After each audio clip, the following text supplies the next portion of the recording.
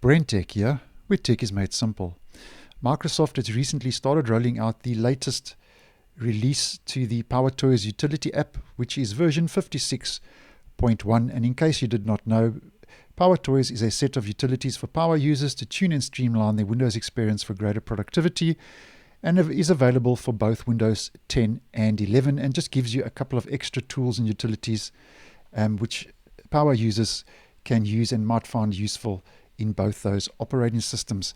Now, this is a significant release and upgrade to PowerToys, although it doesn't contain any new tools or utilities, but it does carry a lot of improvements and stability fixes. So it is quite a significant upgrade to PowerToys. And if you are running the app, you can just check for updates, which will upgrade you automatically to the latest version, which is 0.56.1.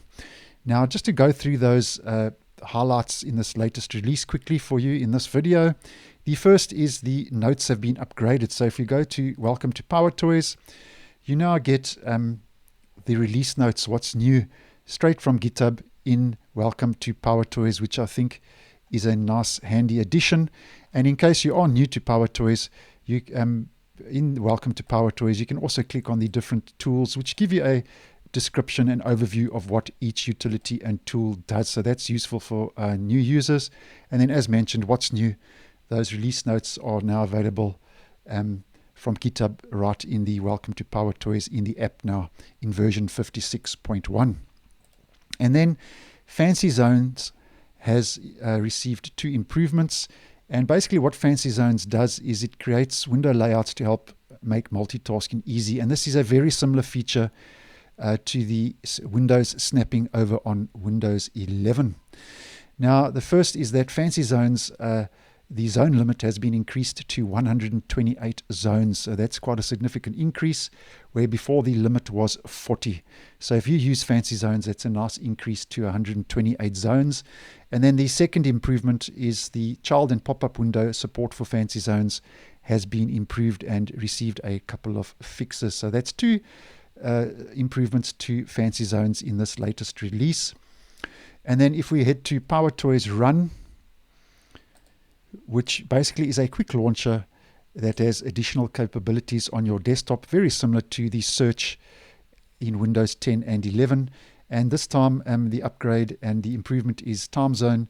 There is now a time zone conversion plugin for PowerToys Run, which now lets you convert time zones within PowerToys Run. So that's a nice handy addition with that time zone conversion plugin in version 56.1.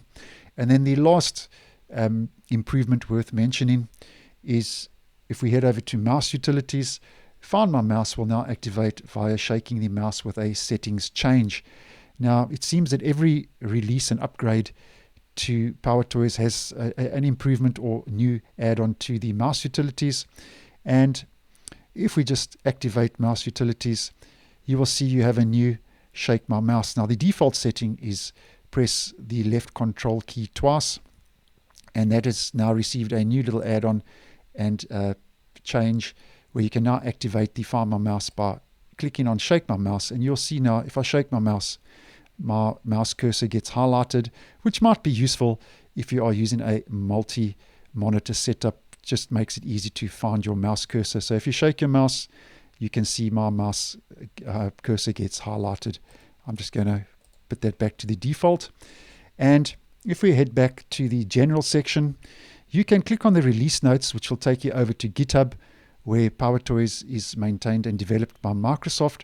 Or now, as mentioned, you can go straight to Welcome to PowerToys, What's New, where you can see all the additions and highlights to the new version of PowerToys.